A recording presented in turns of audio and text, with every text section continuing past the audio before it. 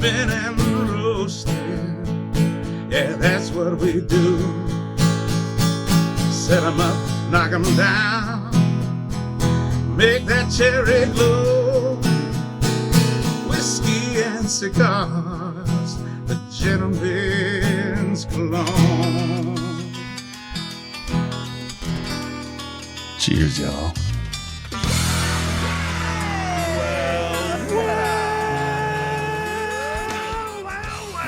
Sounds like a party just about to start, ladies and gentlemen. Welcome, ladies and gentlemen, to this fine radio program, podcast, and video extravaganza known internationally as the world-famous Smokin' and Toastin'.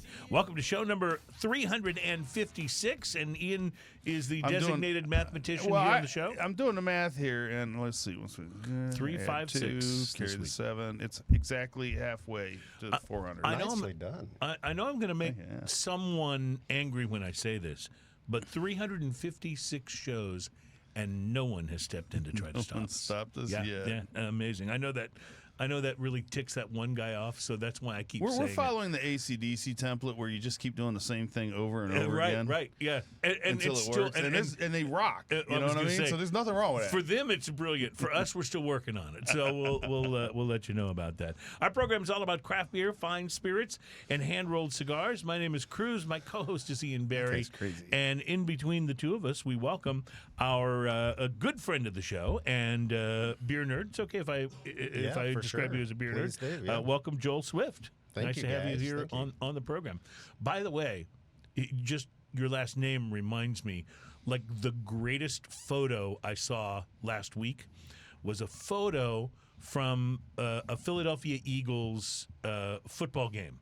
And the Philadelphia quarterback is a guy named Jalen Hurts. Travis Kelce's brother is on the Eagles. And then they have a running back whose name is Swift. And so the three guys were kind of walking one behind the other. And if you read the backs of their jersey, it says Kelce, Hurts, Swift. And apparently the Swifties, Taylor's fans, got all up in arms about the whole thing. So, but it was like the greatest photo I saw last week. That was good stuff. You can find it. Just search Kelce, Hurts, Swift on the internet, and you'll find it. Well, welcome to the show, ladies and gentlemen. As I said, it's number 356. And Joel, you got to know that we think a lot of you when we invited you on to what will probably be the least fun show we've ever done. Yeah, I like how you informed me of that as I walked in the door. Today, no advance notice. Today we'll be doing, and we've been promising to do this or threatening to do it for a long time. Today we'll be doing a non-alcoholic beer blind taste test. We have 10 non-alcoholic beers, some of which I have to say look like they might actually be really good. I don't know. I mean, just... Well, that's why we're tasting them, right? And so before we get into that, I just want to mention that there's a couple of things that you can find out. Now, just so you know, before you get too far into it, I did bring alcoholic beer as palate cleansers for in between the. And I'm already about halfway through the first one you gave me, so and I thank you for that. Oh, and we'll also be tasting some tequila because, for God's sake, we're not going to do a non-alcoholic spirit the week we do a non-alcoholic beer. So, but what's going to be interesting, I think, and people can monitor for this, is not only will we be telling you which ones of these non-alcoholic beers we think taste the best, but you also can follow along with us in the experience of, will this show be significantly less funny? Because, by the time we get to drinking news... How will drinking news be? Yeah, exactly. It may be a big dud. Do we even care about drinking news today? I don't know. We may really need drinking news today is what I'm thinking. But anyway, it'll be interesting to see how all this works. So we'll be tasting these, and it should be a lot of fun. Oh, and speaking of drinking news, let me give you our drinking news teaser headline, because we are going to get to that in the second hour of the show. Our drinking news teaser headline for today... Who you gonna call? All right. I thought you might break into Ghostbusters there, just at the end.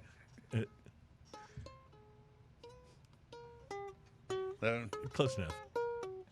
Yeah. All right. Yeah, that worked.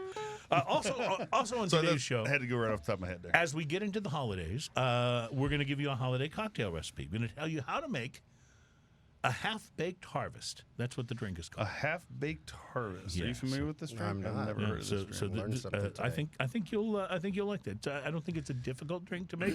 Found this and I thought holidays are upon us. Let's do this. Speaking of holidays, we got some good holiday shows coming up for you. We'll be doing. On the show that airs on the 16th of December, Holiday Cocktails with our friend Chris Morris. That's going to be fun. On the show that airs on the 23rd, right before Christmas, we'll be doing Christmas beers with our former producer and current audio engineer in the sky, Adam Anderson, will join us here in studio to taste beers with us. So that'll be fun. And then on the show that airs on the 30th of December, our good friend and wine expert Mark Burrell will be here to that'll be fun. to share with us bubbly wines for the holidays for New He's Year's apparently a Eve. little bit of a legend in the industry. I walked into a wine bar with my wife a couple nights ago. Yeah.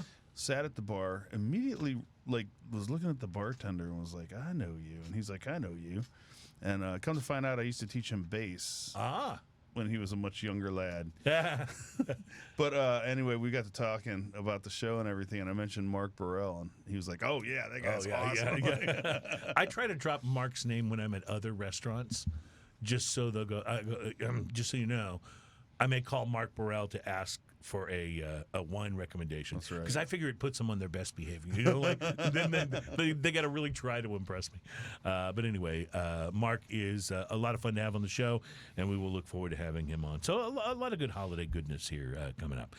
We want to thank our special guest from last week, Greg Doxakis from guy is Maison awesome. Ferrand and Plantation Rum, and then Trey from the Rail Yard in Houston, Yes. who was also a lot of fun to have on. And we do want to do a show from over there, and we will at some point. I'm thinking, we do want to schedule a pipe show sometime soon. So Maybe we do that. They got a patio. They got a nice patio. Yeah, maybe we can do that in January. That'd be a lot of fun.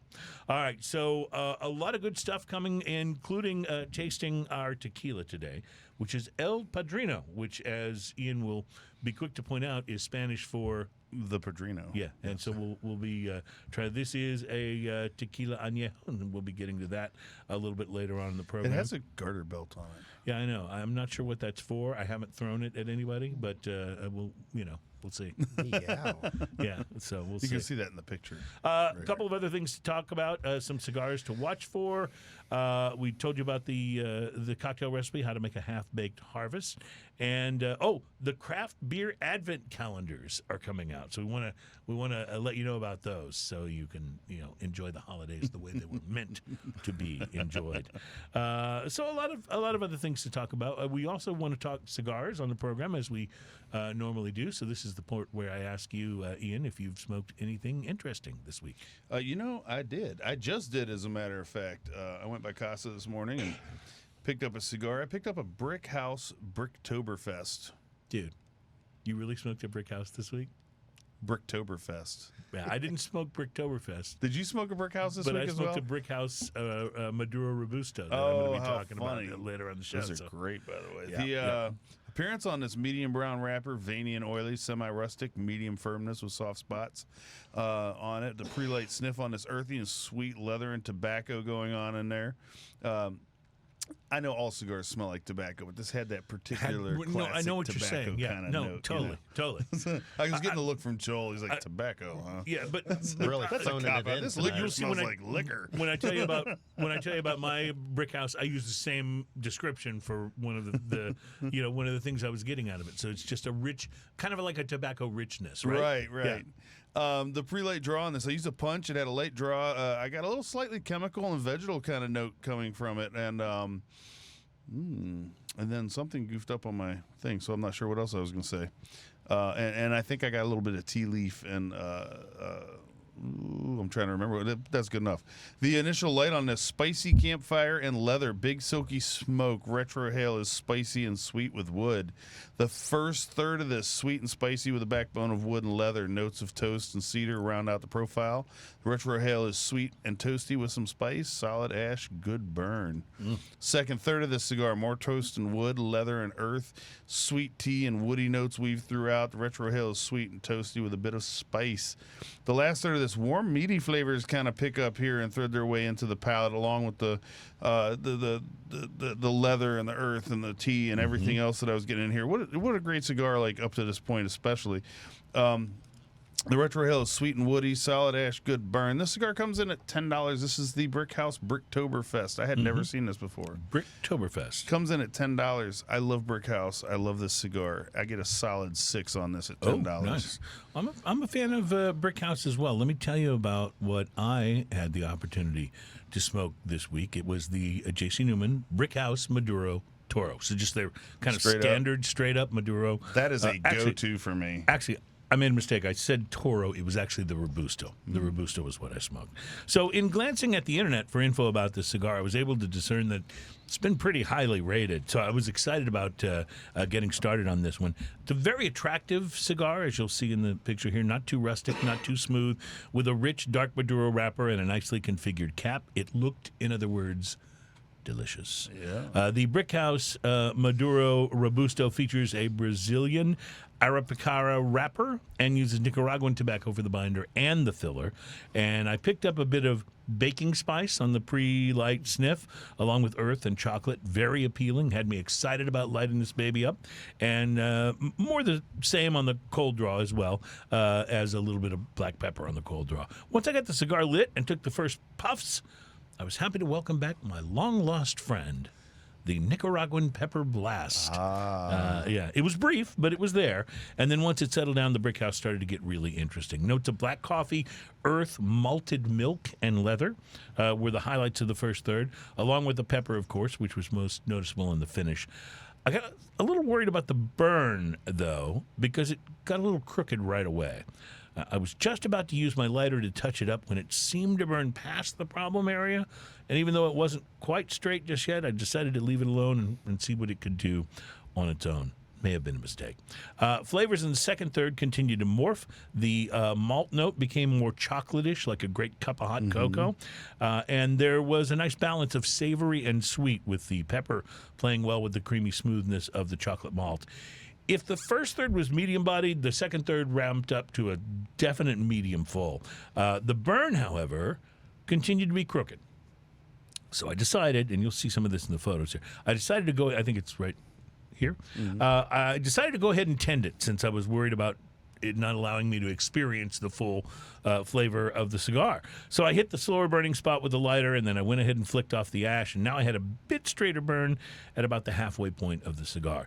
The hit from the lighter, though, made things a little harsh for a moment, but that did pass, and I was back to enjoying the complexity of the Brickhouse Maduro. By the final third, I got caramel, citrus zest, and a note that can only be described as rich, aged tobacco. Yeah. It's a good thing, trust me. The burn never got quite right, but it was a bit better after the tending. I did wind up hitting it with the lighter again, and it got harsh again for a bit, but eventually went back to a more pleasant smoke. Overall, I enjoyed the Brickhouse Maduro Robusto, but I found myself wondering how much better it might have been if I hadn't had to wrestle with the burn. I checked out a couple of reviews online. None of them mentioned any burn problems, so I'm hoping mine was an isolated issue. Still, the experience wasn't as relaxing and enjoyable as I'd hoped. I think I'll definitely grab another one of these and see if it performs any better. As it stands, great flavor, beautiful cigar, and kind of a pain in the ass. It's a $6 to $7 stick. If it costs more, I'd go really low on the rating, but at that price, I'll go ahead and give it a 4.5, and I'll hope that the next one smokes a little better. I have a feeling that it will. Man, I love that cigar. Absolutely. I've smoked many of those. All right, we got to take a break because we got some non-alcoholic beers to drink, friends. I can see how excited both of you are. We'll be right back at Smoking and Toasting.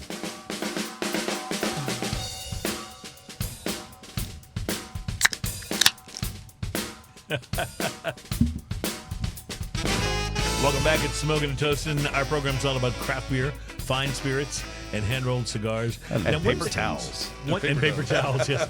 One thing that, we've talked about this a little bit on the show, but normally whenever we do a show, we don't start the tasting until we're a little ways in. And so we have a tendency to pour ourselves what we call show beers.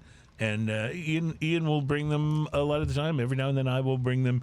And they're really just things for us to taste and not necessarily be a part of the show. They're just for us to enjoy drinking and kind of getting into the spirit of the thing. Today, we're not having a show beer.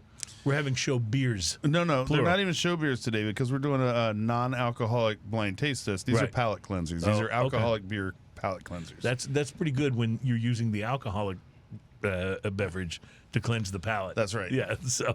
So this will be We'll very see if interesting. we really need to. Right? Well, how yeah, good these are. these beers could be delicious. Now, seriously, they could be They could be. wonderful. They just, are going to be non-alcoholic. Maybe I shouldn't have started this show beer as a pecan porter. Yeah, you may be given. Is that it? Which pecan porter is that? A 512? Oh, yeah. Oh, dude, you're giving these non-alcoholic beers some stiff competition to live up to because that's a great beer. That's a fantastic haven't tried It's it. amazing, isn't it? Although I was already working on the double yellow rose that you brought me. Speaking which, of double, have you ever had the Dude. double pecan porter? yes, It's pretty I don't know. outrageous. It was a number of shows ago, but I remember bringing one of their special bottles that was an imperial, I think, pecan porter. They do them only seasonally, so it was that year's. Right. And wow, that was a good beer. But even just their regular 512 pecan porter out of the can is Yeah, a if you wonderful see thing. that somewhere out, man, buy it. For sure. And I'm drinking the Oktoberfest from New Magnolia. Oh, see, that's another great beer. We Which had is- that in our Oktoberfest blind taste test, if you recall. Yes. And it did, I want to say it did really, really well. Caramel malt. Oof. That's A nice. wonderful thing. So, as we sip these really delicious beers, let's talk about the non-alcoholic beer blind taste test and how this is going to go down. We're going to start the taste test in the next segment. There will be 3 or 4 beers per segment. They'll be poured for us. Terry, our producing engineer, will pour these for us, and he'll pass them to us. We won't know what they are. We'll taste them, and then we'll rank or rate the 3 or 4 beers that we just had, and pick which were our. We'll put them in order as to which So ones. we'll were call our them favorites. A, B, C, D, Correct. Yes, and and that way we can say number 1 is. right. And this is kind of important. I need you guys to really be fair about this because these are all different styles, right? So, if, for example, like my favorite style of beer is IPA, I can't just rate the IPA number 1 because I like IPAs. Only if it's really, You really got to take good. it on its Right, on exactly. its own. So there's Stylistic. right. merit. There's going to be Yes. there's going to be porters. There's going to be Kolsch's. There's going to be IPAs. There's going to be hazies. We'll have a little bit of everything in the mix. So you have to take. It really should be about how good a job did they do producing a tasty version of that style without the alcohol. That's what the whole thing's about. So we have to promise to be a little bit But fair we won't about that. necessarily know the style, so we really just kind of have to taste it on. Right. You're going to is have it to good- go on Is it taste. good beer? Yeah. You'll know, obviously, once we do the reveal, but by then you'll have already ranked it. We So, could yeah. also make a guess as to what style it is. Sure. I think that's fair enough. If it's a Are we changing the rules as we We've go? added a second level. if it's something of this color, it's probably not a Kolsch. I'm just saying. Maybe. It could be a black Kolsch. Is there such a thing? I know there's black IPAs. Santo. Are there and black lagers? Are there black Kolsch's? St. Arnold invented that style. Oh well, with that Santo, sounds yeah. fun. What is Shiner Black? Is that an That's ale? a black lager. That's a a black black lager. lager, yeah. Okay. Schwarzbier. That's a good beer too. I haven't had one of those in a very long time. Yeah, it is. All right, so we're going to take a break, and when we return, we start the tasting of the non-alcoholic brews. I can tell you're excited. I'm getting a little more excited. All right. Yeah. See how this We'll be goes. right back. It's Smoking and Toasting.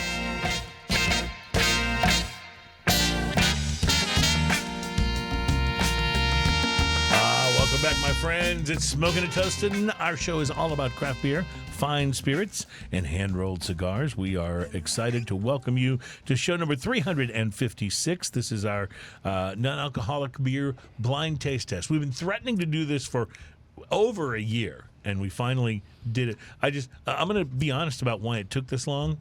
It's because I just couldn't bear to walk into my neighborhood Specs and buy $100 worth of non-alcoholic beer. I just couldn't do it, right? So I did it over time. Like I would go in for something else, and I'd add a 6-pack of a non-alcoholic beer. So we got 10 beers? This took weeks. Did you for wear me a to collect. trench coat and a big floppy hat? It Okay. reminds me, I always tell people this story about, I almost felt like when I was checking out I should say something, but it reminds me about the true story of my ex-wife. When she would make sangria and buy the cheap jug wine, she would feel like she had to announce to the checkout clerk, I'm making sangria. so the checkout clerk wouldn't think she was buying cheap jug wine, like it mattered. Anyway, so we're excited about this, though. We've never done this before. We've done it with other spirits and other beers. We've never done this with non-alcoholic beers, and so we're going to get started in a moment. Before we do, though, Ian, when's the last time you were in Vegas? It's been a few years. Same for me. It was last year for me.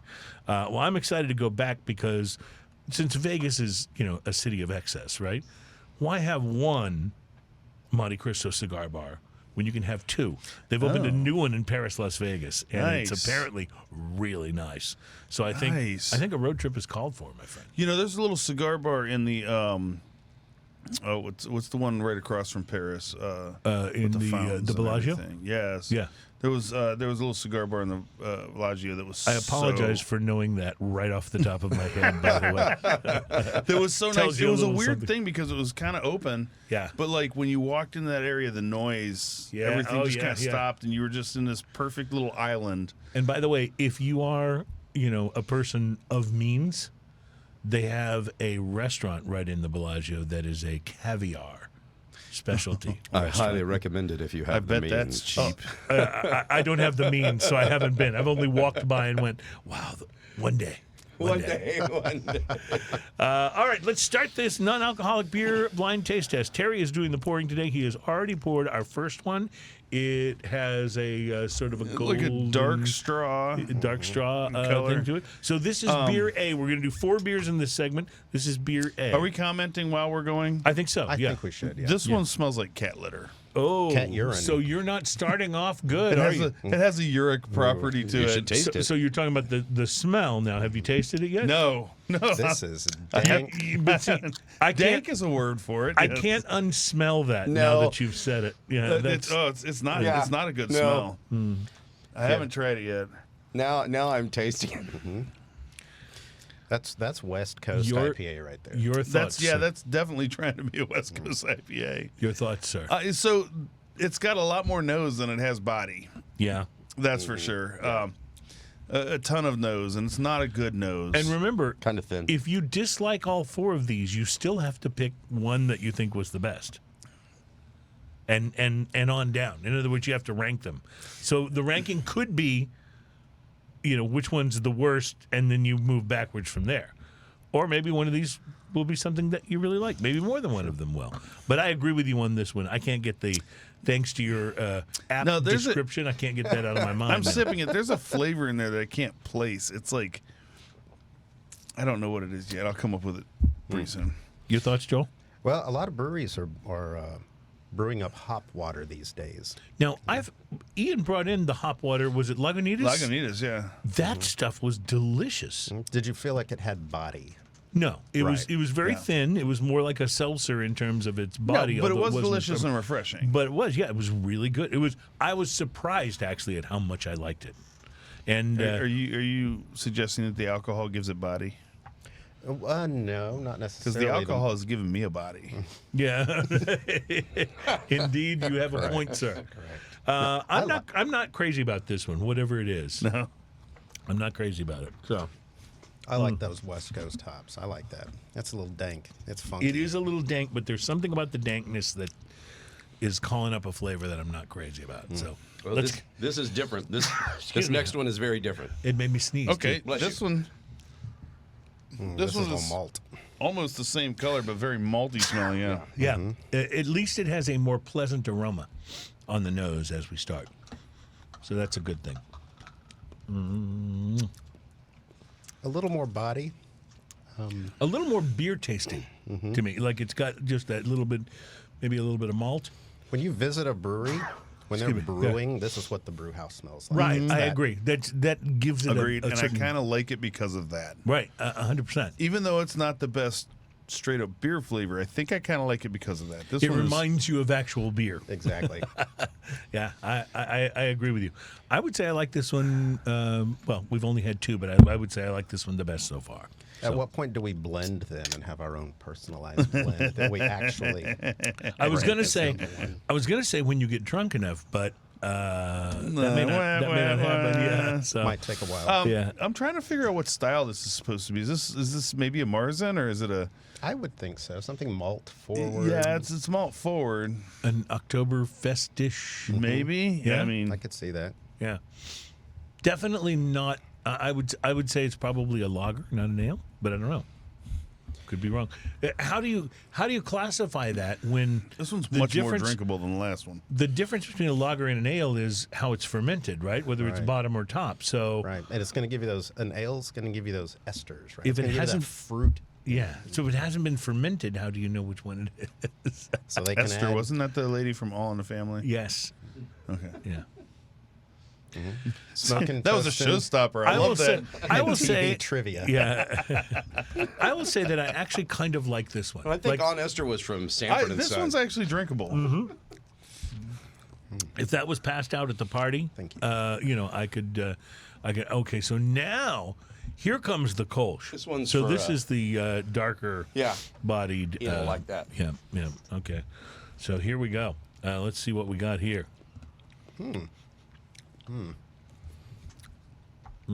The finish on that is a little tannic. Your thoughts in. You're right about the finish.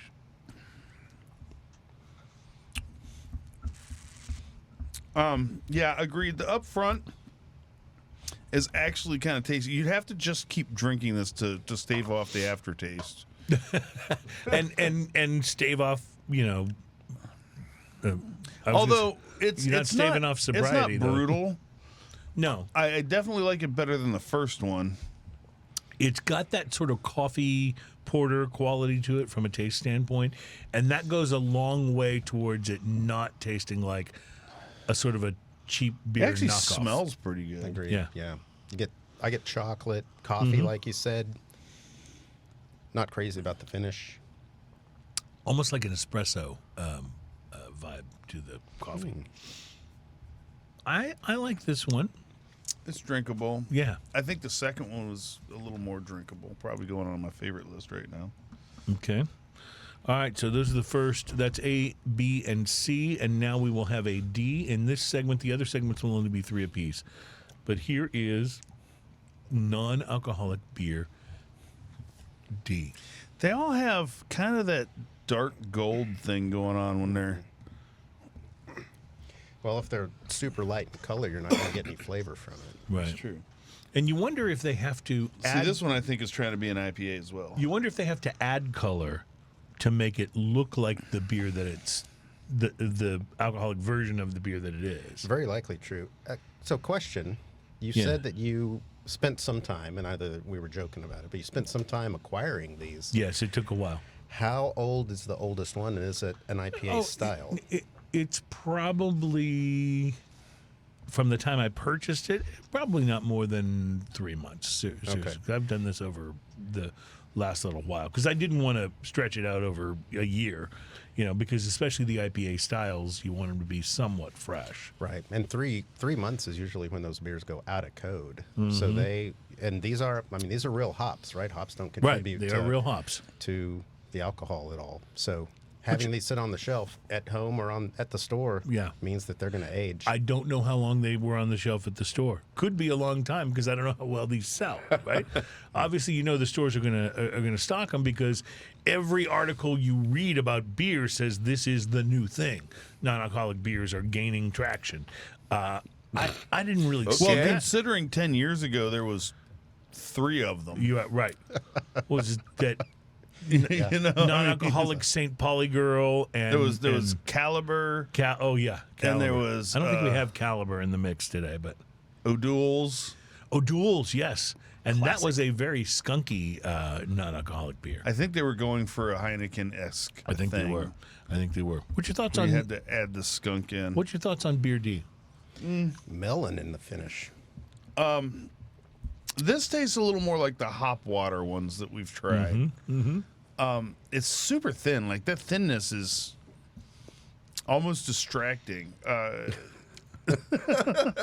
It's almost distracting. It's so thin. It's so thin. It's a Okay. It's like, that first squirt of mustard when you have it mixed it Sure, up. It's right, kind of like, sure. damn it. Yeah. Oh, yeah. Yeah. I didn't shake it. That's mustard water. That is gross. That is just gross.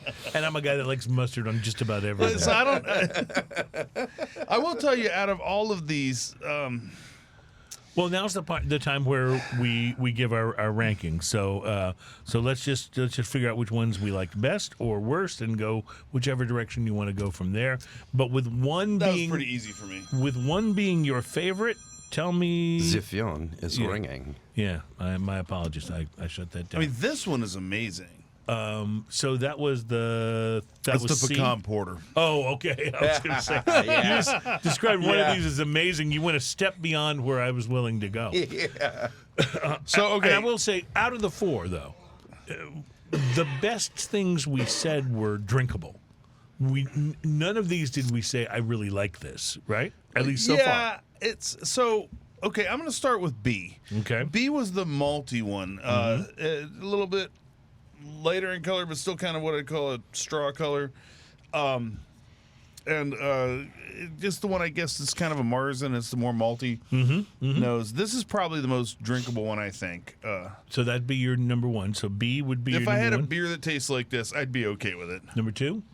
Number two would be the one I guessed is a porter. Okay, so that was C. That was C, yes.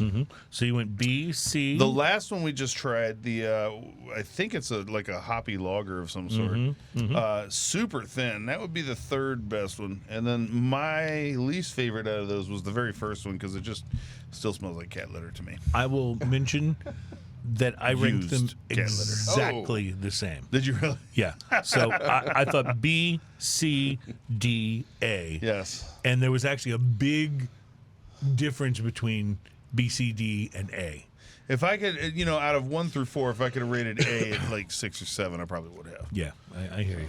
What about you, Joel? Oh my goodness. Now look what's happening. Oh my goodness. Are you going to come in and just No. knock us all out of the No, park? I agree. I think B's probably the most drinkable. It's the one that reminds me most of beer. Yeah. And then I actually like the nose on those IPAs, though. And you guys don't really like the nose on now, those. so are you talking A? A and D, both A and So D. if B is your number one, what's your number two? I would probably go with A. A. B, So this is the A, one C, D. Ian and I did not like at all, the cat litter yeah. one.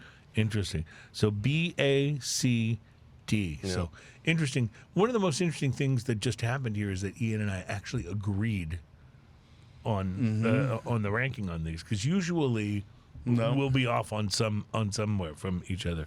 But that is absolutely fascinating. Well, that's just 4 of the 10 non-alcoholic beers. Let's see, Terry, All right. what we have. A, which was your second favorite, Joel.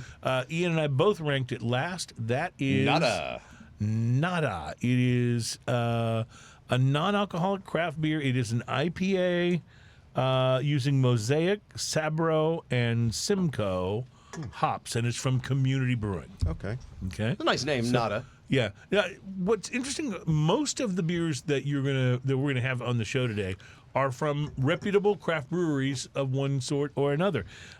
B, which Ian and I both ranked as number 1. Where did you hit? Number B? 2. Number 2 was from Brooklyn Brewery. It was their non-alcoholic special effects hoppy amber beer. It's not hoppy. No, it really isn't. I It's think they more- missed it on the name, but the It's liquid's hoppy okay. amber. Yeah, it's more malty. C, which was the darker colored one, was Black Butte, the non-alcoholic from Deschutes Brewery, which is they're from Bend, Oregon. Their Black Butte Porter is Fantastic. a really, really good porter. So this is their that's a staple. non-alcoholic version of that. Ian and I picked that both as number 2. Where did it Oh, come in on sorry, yours? that was my number 2. That was my number 2. That was your number 2. Or as Beavis and Butthead would have said, but. But number D, which I ranked 3rd, Ian ranked 3rd, and that's you my ranked last. 3rd, was Lagunitas IPNA, And their non-alcoholic IPA. You called it on that. They were trying to be an IPA on that. I heard you say that as I was as I was thinking about full IPA. flavored, hop forward. I would think that I might like this one better if it were just ice cold, right? If it were just, I mean, if you had that one and you put maybe a shot of whiskey in it, that could happen. Just a shot of beer. a shot of beer. We'll be doing a little tequila later on in the show, but for right now, we got to take a break and come back. So round one is done, and in the books, we have more non-alcoholic beers coming up. It's Smoking and Toasting.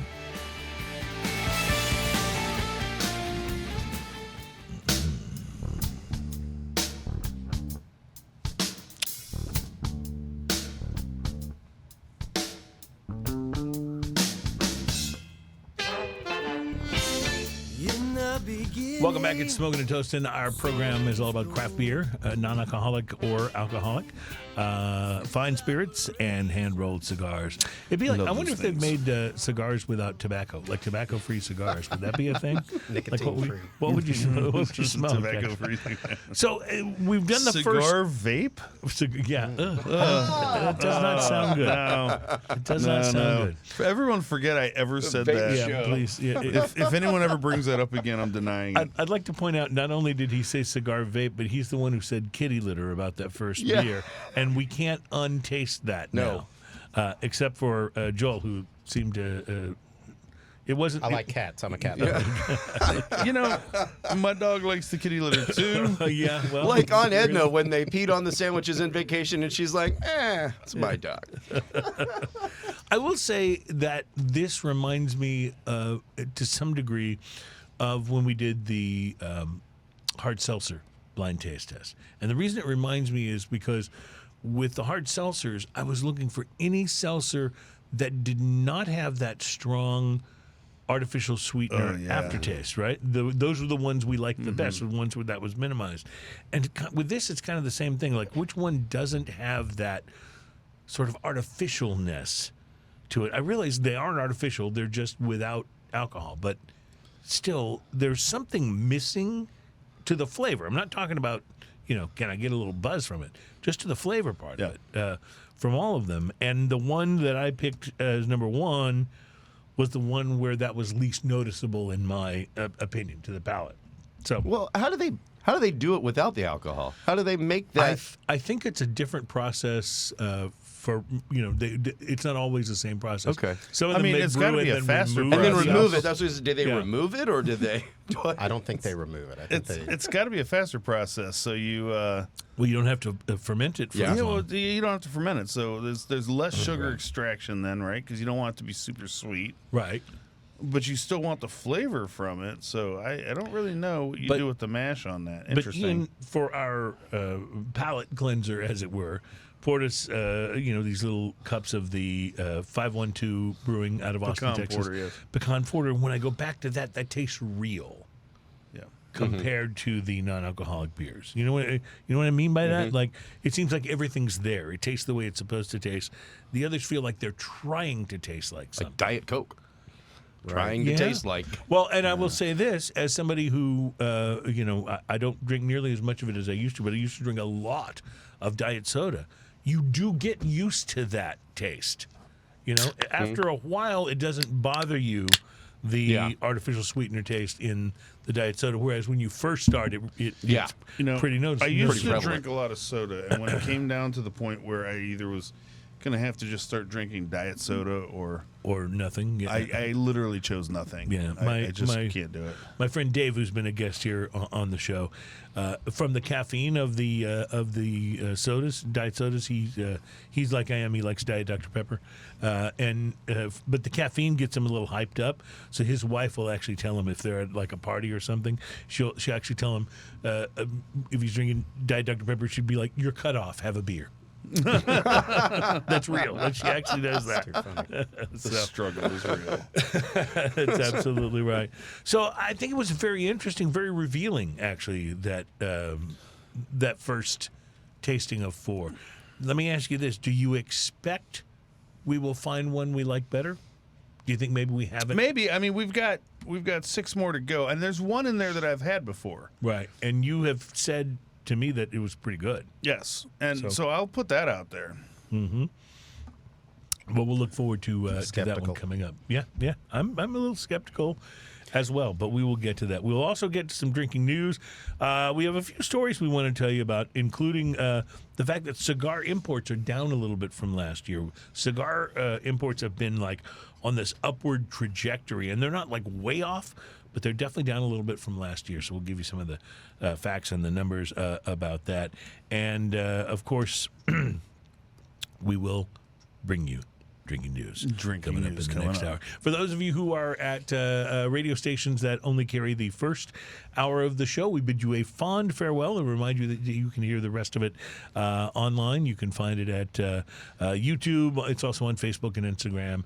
Any place that has podcasts, you can always check out the second hour of the show, because I know you want to know which one of these non-alcoholic beers winds up being the best. And we won't reveal that until the end of the show after we've tried the rest of them. So, but thank you for being with us. It's Smoking and Toasting.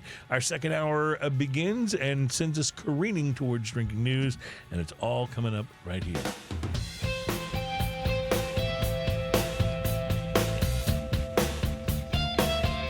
Welcome back. It's Smoking and Toasting. Our program is all about craft beer, fine spirits, and hand-rolled cigars. And today is very much about non-alcoholic beer. Now, I want to mention that non-alcoholic beer has been getting a lot of press exposure as being like one of the growing areas. And a lot of craft breweries have felt like, just like the time arrived where almost all of them thought, oh, geez, we got to have an IPA.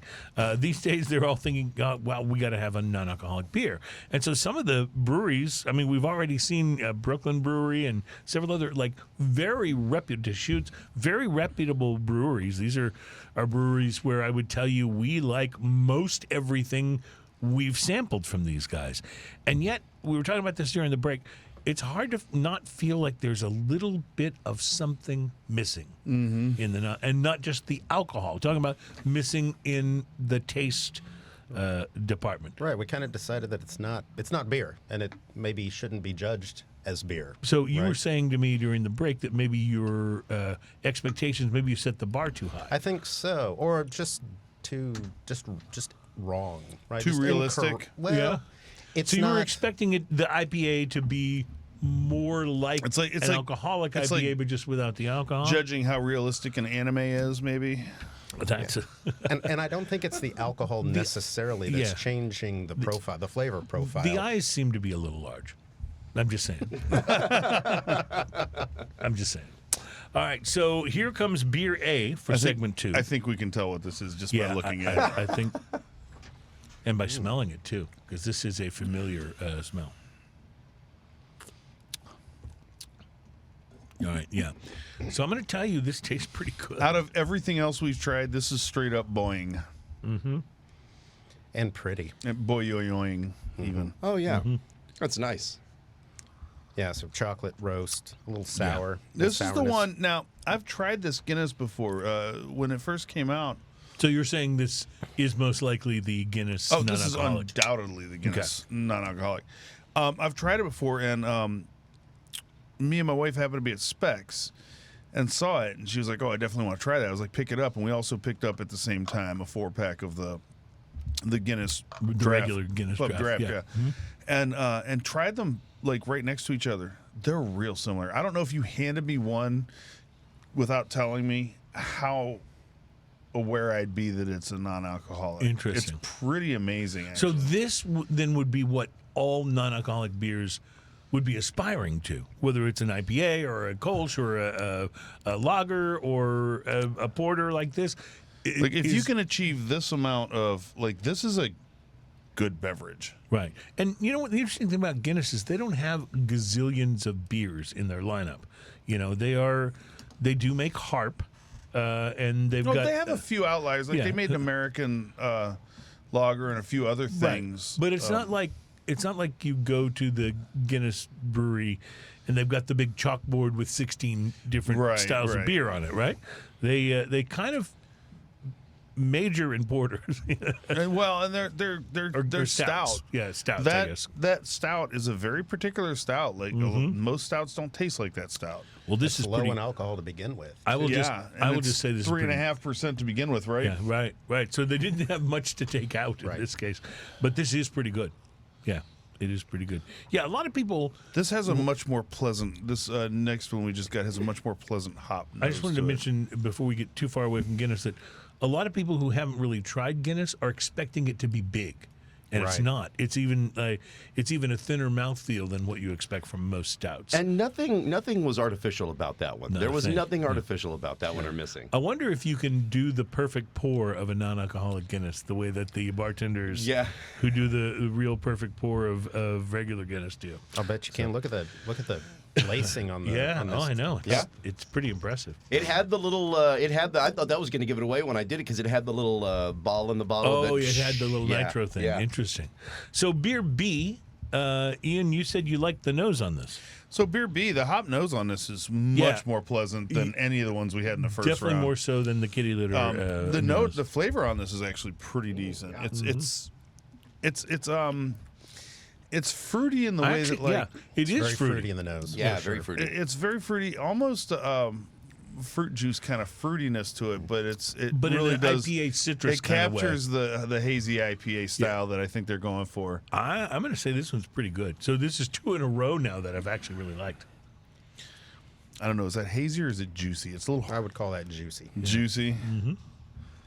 See, that's why we bring the expert on. Mm-hmm. So that's right. actually pretty drinkable, too. I would totally drink that. I would drink either of these two. I would literally take a 6-pack of these to a party. Either Yeah, one of these. I think I'm going up on that one a little bit. Okay. And see, that has more mouthfeel too. They It's actually a got little body. bigger. Yeah, it's got some body to it. All right. So we can hear something being opened, and beer C is going to be on its way to us momentarily from Terry, who is not only, engineering, producing the show today, but he's also our bartender. He's doing the pouring. So thank you. And suffering through the tastes with us. That's right. That's right. Although these last two were more along the lines of what I expected this tasting to be. I was sure there were going to be a few that we thought were not that great. I agree 100%. But I was expecting more, and we didn't really get this in the first batch. I was expecting more of them to rise to maybe the standard of those last two. So it'll be really interesting to see what this one is. This is Beer C of our second beer segment. It's very pretty. I'm not getting too much on It's the not nose. just Are you a getting, super gentle like dankness Yeah. on the nose. which could be good. It could be good. I mean, you got to look for it. I have to say, you're right. I liked that last one. That last fruity one. Wow. So this has a little bit of hop bitter on the finish, which most of them have not really had. And I will say what I like about that is that it keeps it from having that. I keep using the word artificial. It may not be the right word, but it keeps it from having as much of that something's missing from the flavor of this, because you get that hop bitter crispness. Now, I don't know if you'll like this, Ian, because you're not as big a fan of hop bitter. I don't but hate this one. I think this is pretty good. This one at least tastes like a beer. Like this whole round has been far superior to the first round, I think, in general. I think any of these three would have won round one, in my Yeah. opinion. I agree. And I'm just so, yeah. randomly picking them out of the bag, too. I'm going back to my number one from last round to see. Which was beer B, Yeah. right? Which was that the Brooklyn, Right. which to me tastes a little unfinished, especially after trying these three. So I'm going to say that we are essentially in agreement that any of the three from this segment would have won segment one, even I the agree one with will that, yeah. rank third out of the three. So speaking of the rankings, Ian, how do you In stack 'em? order. So you're saying order. 1, 2, 3. 1, 2, 3. The Guinness number one, the juicy, fruity hoppy one number 2, and the third one also drinkable, but not Not quite favorite as out of the three. not quite as. But how about you? I'm going with B there as my number one. That fruity, it's got body that these other beers are just missing. And so that's something that I look for in a beer. So that's your number one. Yeah, What and was then your Guinness two? and then number whatever the So you're was. saying B-A-C. BAC, and that's exactly how I ranked them. I really liked that beer B, Agreed. the sort of fruity, hazy The juicy IPA. thing, But that first one, which we're all kind of acknowledging is Guinness, that's pretty hard to beat. I mean, would easily easily have beaten, I think, most anything else we will. Now there's the probably- caveat. There's the caveat that you got to like a stout too, True. and a lot of people are not That's fans not of their stouts. But I will style. say that if you're judging this on how close it is to an actual beer, I think that one is probably top. You've heard so of far. Coke Zero. Yeah, this is Guinness Zero. That's right. All right, so this is beer A, which we Yeah, I mean there was which we no guessed. doubt. Obviously. Non-alcoholic draft contains less than 0.5% alcohol by volume. Yep, it even looks like a Guinness, right? Yeah. Okay, so that is beer A. Beer B, which both Joel and I really, really liked, was. It was Sam Adams. Well, Good job, Haze. Sam they Adams. ought Yeah, to know what that they're was. doing. Yes. It's called Just the Haze. It says hazy, juicy, and refreshing. Yes. So So that it was was. both hazy definitely good. and juicy. Yeah. So and again, we're talking here about two breweries that really know what they're doing when it comes Yeah. to And beer, have the right? R&D budget to experiment and really. That's interesting that you bring that up because I hadn't really thought about that. There's certainly more money at Sam Adams than there is at Deschutes, for example. For sure. Even though that's a very, very good brewery. Well, I'm sure if there's this is- R&D involved. This is why the local breweries aren't messing with this, because how many batches of this would you have to make to even come to up get with one something? that would be drinkable. And Yeah. frankly, we're still reeling from the whole seltzer experiment, Yeah. right? That lasted for about, for a good But summer. there's still gazillions of them in the Fewer stores. these days, way fewer. Are you seeing less shelf space given to the seltzers? 100%. Big yeah. time. That's really good. I always crack up when I see like a big, beefy guy drinking like a truly skinny can. Yeah, right. but I do see that more often than you might think.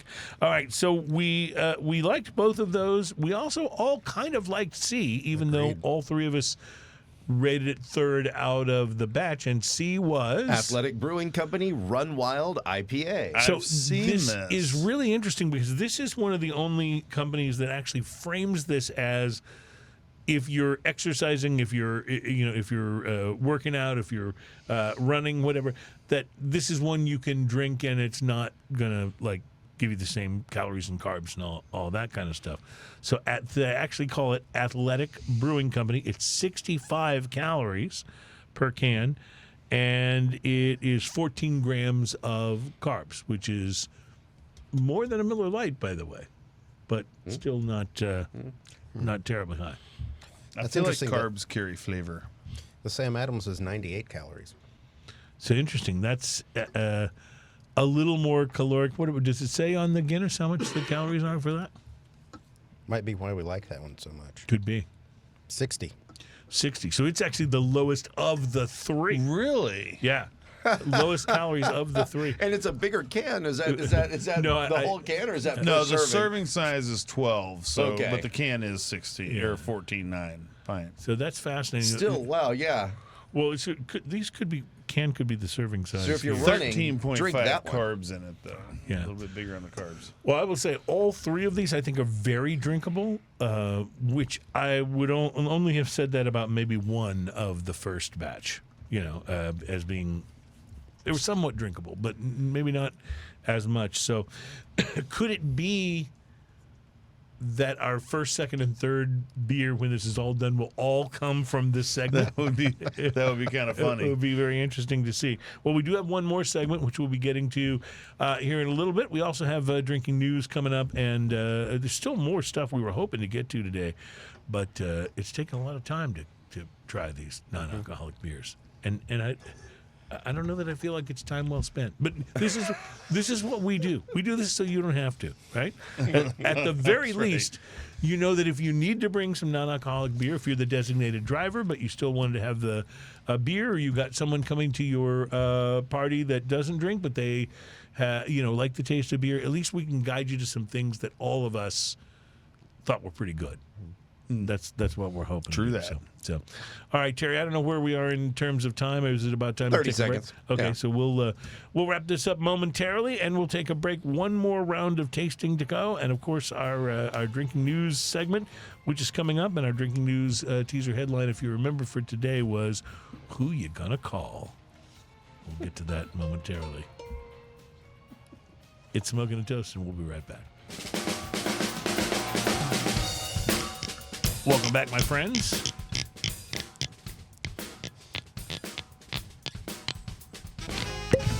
There we go. That one. Welcome back. It's Smoking It. Sometimes things are worth waiting for, That was particularly when you're pouring the tequila for the non-alcoholic beer show. That is worth waiting for. I'm telling you. It's important. While Ian is pouring non-alcoholic beer with a tequila back. Yeah, that's right. While Ian is pouring the tequila back, let me tell you about our cocktail I promised to bring you in on. It's called the Half-Baked Harvest, and it is the recipe was actually presented by Jack Daniels. So they call for a Jack Daniels bonded whiskey. We'll deal with that in a minute. This cocktail was created Jack by Daniels bonded is good. a bartender from Las Vegas named Alex Pinalosa, and he was inspired by the fragrances of autumn, including fresh pine, stewed berries, and baking spices. Jack Daniels bonded whiskey, which, as Ian said, is quite good. This is good. It's an oak-forward spirit with notes of caramel, vanilla, and maple, so it has that sort of autumnal vibe to some of the flavors, and it blends perfectly with the sweet jam, allspice, and pine. So let me give you the ingredients: 2 ounces of the whiskey. Use Jack Daniels bonded or something that has similar characteristics. I have that at home. Large, yes, you do, because you went and bought it after we did that show, didn't That's you? right, immediately after we did that show. Smoking and toasting, directly influencing sales. That's right. I'm just telling you. 2 ounces of the whiskey, a large spoon of fig marmalade, a dash of pine resin oil, a pinch of sea salt, 3/4 of an ounce of fresh lemon juice, an orange peel for garnish. And you can look this up. It is in LasVegasWeekly.com. It's called the Half-Baked Harvest. You mix all of that together, garnish with the orange peel, and you get a delicious whiskey-based cocktail. To try that. You know, it has a lot of vanilla and caramel in it. Yeah, and very holiday-ish, right? This tequila has a lot of vanilla well, and let's caramel talk in about it. this, because I haven't done this tasting yet. Although, Holy cow, this is good. do you think it's better because we've been doing the non-alcoholic beers? Do you think we're going, oh my God, this I haven't tequila? eaten in days. Dang, that cracker's good. Exactly. I don't know, but It's the best cracker I've ever had. That's It is really great on the nose, though. You're so right. But I think my senses are going. So what's funny is on the nose, there's a little pepperiness to it that doesn't even show up on the palate until the aftertaste. I was gonna say I get pepper on the finish, though. Oh, yeah. You do. But you're right. There is vanilla, which is one of my favorite notes sweet. in a tequila. Yeah. Wow. It is sweet. There's a little powdered, sugary kind of note to it as well that's like delicious in there. And you weren't joking about black pepper. That is all up in your On face. the finish, yeah, big time. Yeah. This is El Padrino, which, as we pointed out earlier, is Spanish for the Padrino, and it is a reasonably priced. I think this is in the neighborhood of $40. That's wow. bottle. Pretty darn That's good. nice. Yeah. So, That's like, I bet this makes a great mixer as well because it's got some boldness to it, especially in the aftertaste. But now normally I would tons of say vanilla. don't waste your añejo tequila in a margarita because a reposado or a blanco will do. But in the case of this might make a damn good margarita. Yeah. Well, yeah, because it's got that boldness in, Right. in the flavor. When you have the ones that are so mild and Which is a lot of the añejos that I really like. Right. I have that characteristic to them. They've got the vanilla and the maple and the those kind of flavors, but they are less bold than, say, a blanco or a Right. reposado. So usually when I make margaritas, I use the El Amo Reposado tequila. It's kind of like I found it to be about the right balance. Just the right spot. For having enough boldness but having still some other flavor, and you can get it at a reasonable price still, which is nice. But this would actually make some great margaritas. I'm willing to bet that would make it just like a nice fresh made margarita right there. I'll tell you what else it does. Provides a really nice palate cleanse for the non-alcoholic beer show. I may have you fill this cup again, sir, when we are in the break, because when we come back from the break, our final round of non-alcoholic beers and drinking news. We'll be right back. Drinking news. It's Smoking and Toasting.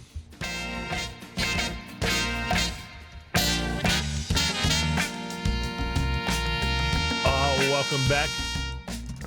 It's Smoking and Toasting.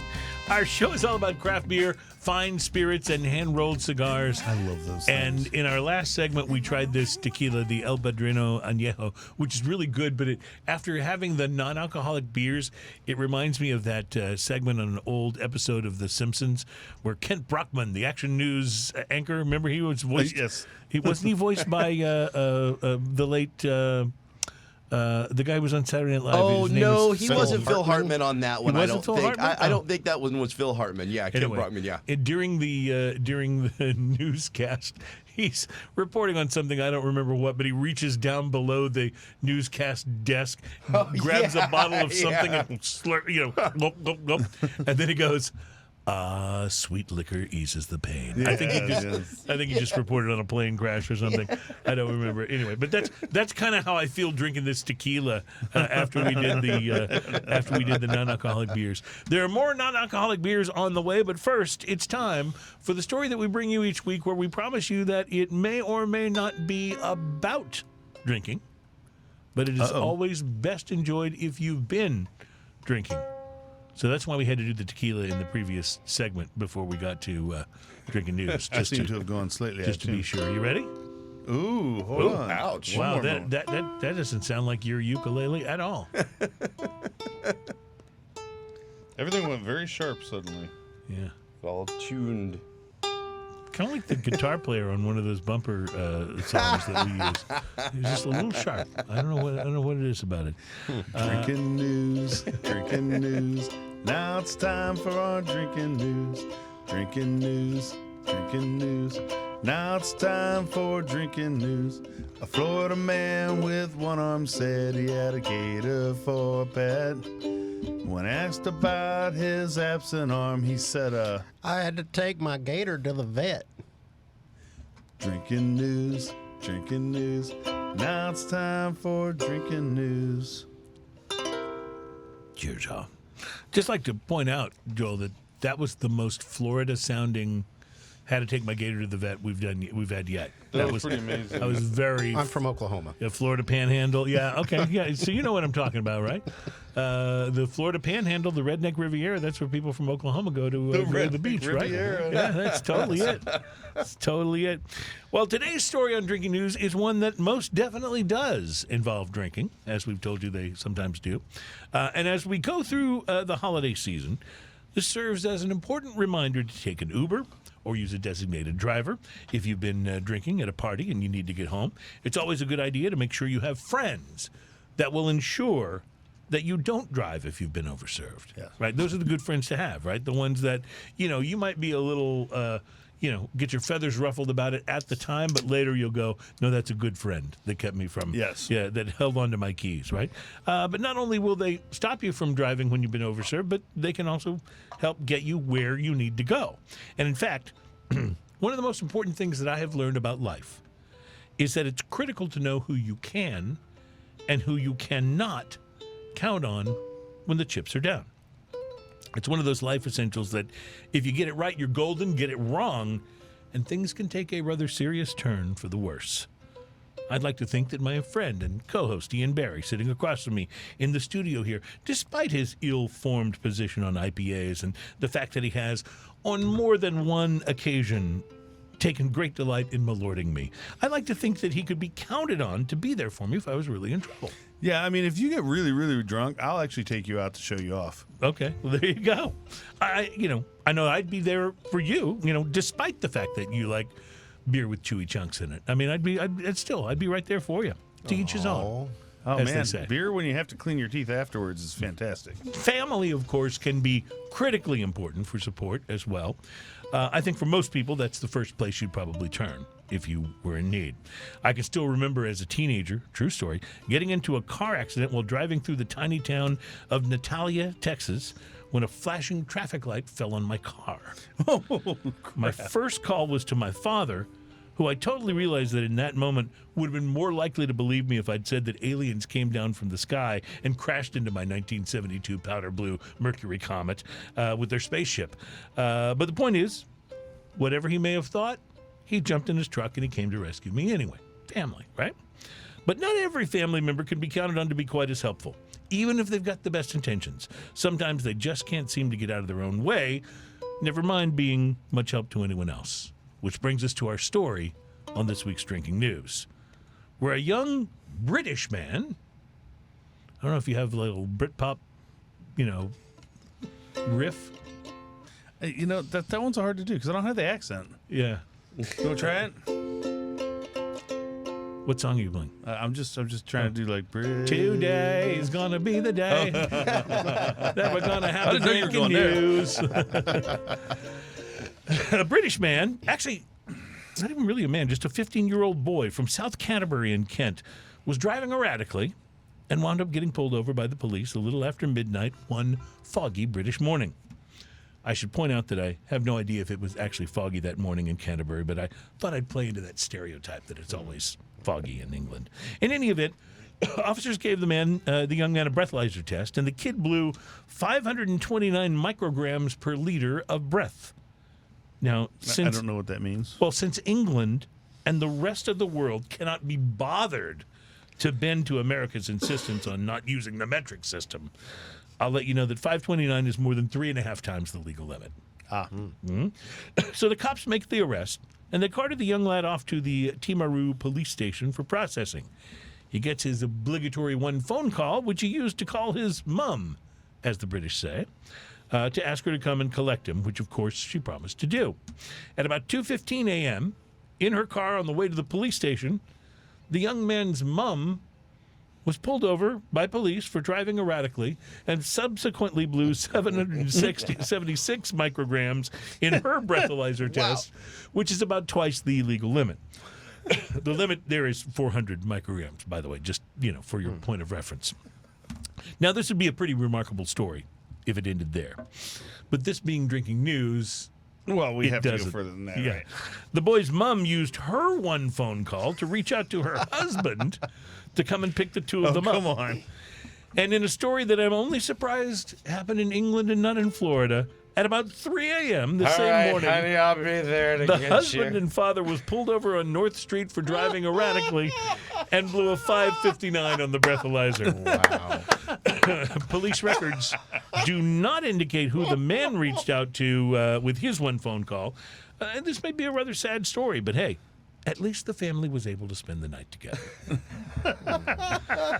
As it turns out, both parents were not much help when called, and perhaps the boy should have known this, right? Even if you have access to the phone numbers of many celebrities, famous people. I like that they all got pulled over independently from each other, yeah, too, right? Totally Like, that's- independent of each other, yeah. Even if you had access to the phone numbers of a lot of celebrities, famous people, the fact is that a lot of them would be no more help than this kid's family was, and in many cases would probably be worse. I know that you may be worried about what to do or what not to do here. So as a helpful gesture, here at Drinking News, we prepared a list for you of celebrities you might not want to call in specific situations. These will be the top 5 celebrities not to call if you need something. Ooh, can I guess? Sure. Is Robert Downey Jr. on there? Actually, he probably should have made the list. But let's see where All we right, go how here. good is the list when he's not on there? Top 5 celebrities not to call if you need something. Number 5, don't call Will Smith if someone's making jokes knew about it. your wife's hair. I knew Will Smith was gonna be. Number 4, don't call R. Kelly to be the feature entertainment at any young kid's birthday party. Too soon? Still too soon. Too soon? Number After 3, the Chappelle thing, it's never too soon for R. Kelly. Number 3, don't call Amber Heard if you're concerned that your bed sheets are not clean enough.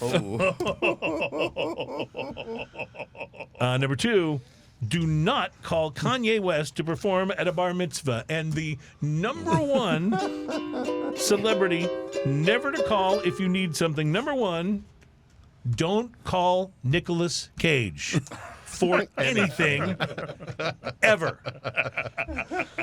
Reporting live from the Smoking and Toasting Studios, where you can call me, because all I've had to drink today is all this non-alcoholic crap. My name is Cruz, and that is your... Drinking news. Fantastic. Oh, wrong key. Drinking news. Drinking news. That's our time for drinking news. Cheers, y'all. You can't blame the wrong key on being drunk. It's because of all the non. Well, yeah. Are you taking a larger position on the tequila? Though? I think the non-alcoholic is throwing him off. That's what it is. May be. I think it's throwing him off. He's used to a certain I've never played ukulele sober. I'm afraid I'm going to make a mistake at this point in the show. I'm pretty sure, Ian, nobody has ever played ukulele sober. I'm just going to go out on a limb and say that. But yeah, okay. So time for our final round here, and we may have to do these quickly because we only have a set amount of time in this segment. So let's start with our third round of beers. Beer A. Ian, your thoughts? Gentle on the nose. It's got a beer-like flavor and a decent beer-like mouthfeel. This one's actually not bad. Yeah. I kind of like this. Yeah, lighter. What do you think? Lighter? It's decent. Yeah. I could drink that. I said it's pretty good. It's pretty drinkable. All right, that's A. Let's see if Terry is. We're rushing you, I know, Terry, but let's see if you're ready with B. Here is B. All right, very good. I don't see you spinning the bottles back there like cocktail. That would be pretty good though if he was doing that, wouldn't it? I would be digging that. We should get like one of those bartenders on the show. I'm sure Chris Morris knows somebody who could do that he could do, or maybe he can do it. No, can you see Chris Morris trying to do that though? I can't. It just doesn't seem like him, you know. All right, this is beer B of segment I gotta 3. say, I think the whole first round. It's kind of like we got all the crappiest ones out of the way in the first We just kind round. of got them out of the way. This one's not bad. This one's, again, drinkable. And the mouth feels way better than... I kind of actually like this. This has one. that maltiness that you like so much. Yeah, it has that maltiness. This one I'm saying is it tastes drinkable. like a beer, you know, which is when you're talking about non-alcoholic beer, that's not necessarily a given. Malty good. Fascinating. Okay, Terry, let's see where we go with beer C, and this will be our last one of the entire segment. So, Ian, there comes yours. This is beer C. Coming down the pipe at me. Oh, Malty again. They tend to end up in one of two camps, either like malt all up in your face or hops just all up in your face. I think this one's a little thinner than the rest. It also has has a finish I do not like. It has a weird, like, hoppy finish. Are you with me on that? Oh, for sure. It started it's kind of funk. okay, and then it went weird. It's funk and not the funk that we want and need. It's, yeah. Okay, this one is a definite down arrow for me. All right, so I'm pretty sure all three of us are going to rate this one third out of the three, but Ian, what do you got for number one? Not so good on that. The second one is probably my favorite in that. And then I would go BAC on this one. I am exactly the same. What about you, Joel? I'm going to go ABC. ABC, yeah. Easy as 1, 2, 3. Number 1 and 2 were very close, I thought. I think I like number 2 agreed. a little bit better, but you like number 1 a little bit better. Terry, let's see what we got. Read them and weep. Beer A. Number 1 may be more beer-like, though.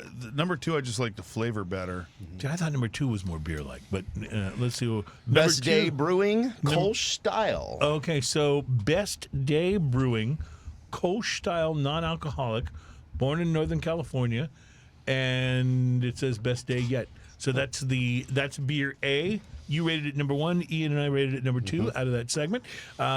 Beer B is Texas Select. No kidding. Yeah.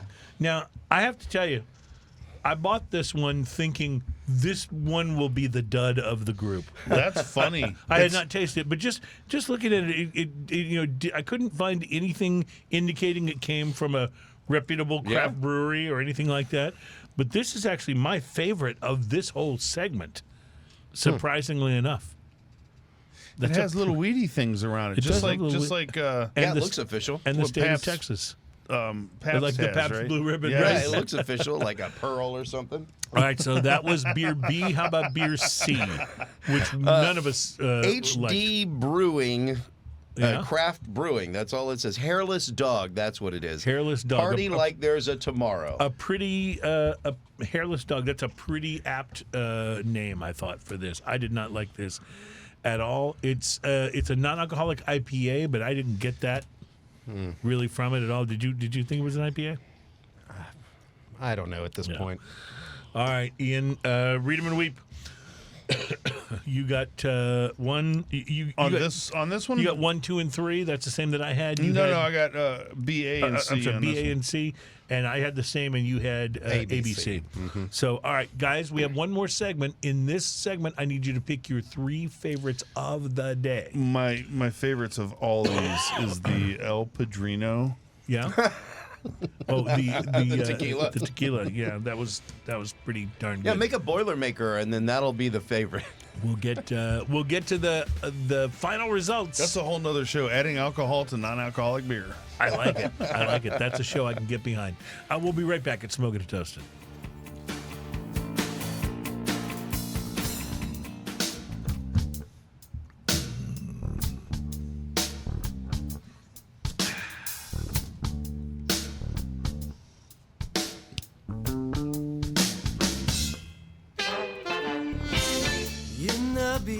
Welcome back at Smoking and Toasting. Our show is all about craft beer, fine spirits, and hand-rolled cigars. Ian made a remark in the break that I thought was pretty telling.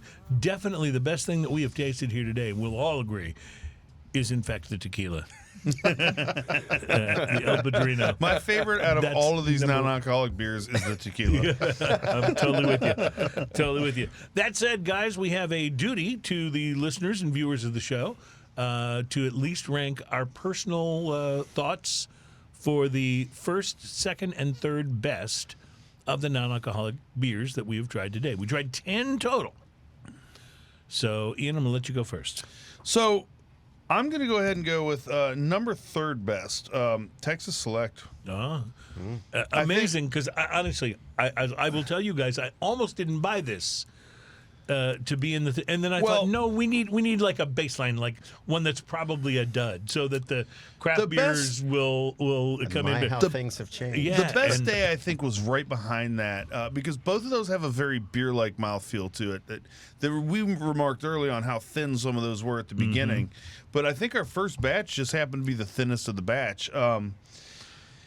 Number 2, I'd say the what was the fruity hoppy one, right? That was the Sam Adams. Sam Adams. Yep. Sam Adams kind of nailed it on the fruity juicy. The fruity juicy IPA, for just sure. the haze. I like holy cow, and it's very beer like. I was pretty happy with that. But number 1, Guinness, man. Guinness knocks it out of the park. Yeah, Like the whole time. I think the Guinness is for pretty me. darn good. All right, what do you All think, right, Joel? so 3rd to 1st. Yeah, Third so to first, yeah.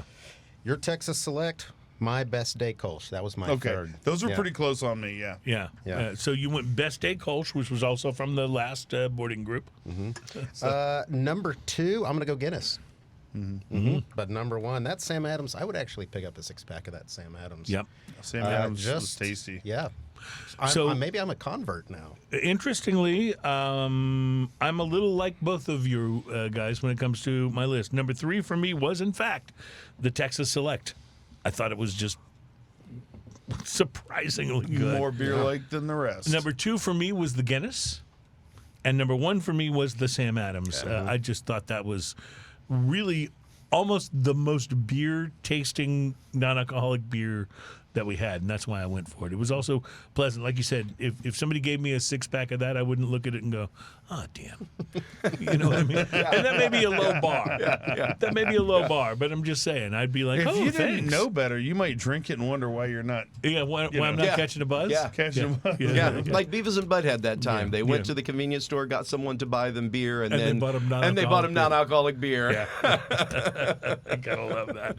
So, how different does it feel, Ian, to be in the waning moments of the show and not be like I'm really working on this. This the tequila? Yeah. I noticed that there's a whole bunch of it going from the bottle already. Yeah. It looks like you've blended it into every other Yeah. sample. Yeah, that you have. exactly. I was alcoholing my NA beers. I will say what it was really interesting, and this has not happened to us before, that like one of the groupings was just demonstrably not as good as the others. I really want to point out, too, that as a testament to our non-alcoholic beer show, you didn't spill anything. I think I may have spilled a little tequila, which is the saddest thing I could possibly say exactly. at this juncture At this of the place. program. Yeah, exactly. Yeah, so And I also like that I pulled out the Guinness and the Sam Adams right one after another, and those were right next to and each those other. made all three of our final lists. So, Yeah. so fascinating stuff. Well, Joel, thank you for coming on the show and for being such a a good-natured contributor to our non-alcoholic beer show. I We can't promised wait to for have whatever the next thing We is. promised to invite have me you back next time we do the barley wine Like blind something taste test fun. or something. Oh, I love barley Something wine. huge. I got to tell you, by the way, we'll have this segment on next week's show. I tried a very interesting barley wine while I was away for Thanksgiving. I want to tell you about it, Ian, because I was thinking of you when I ordered it, and it was different, but I think you would have liked it. So I'll tell you all about that coming up. We also have coming up on the shows to come here, pairing whiskey with your holiday meal. I know we're already past Thanksgiving, but we still got that Christmas still have dinner to come. holidays. We still have New Year's and Black Eyed Peas to come. So we'll talk about And pairing them- hollandaise, if you want to do breakfast, let's do it. Holidays. I love it. Pairing I whiskey love with it. your hollandaise. So pairing whiskey with your holiday meal, that's all coming up. We're going to still got to tell you about cigars to watch for, and there's just so much going on for the holidays. Happy holidays to all of you. Drink more tequila. Have a wonderful week. And Joel Swift, thanks Cheers. again Of course, for being my on the pleasure. program. Thanks for inviting me. Great fun. And as we like to say about now on the prog, cheers y'all.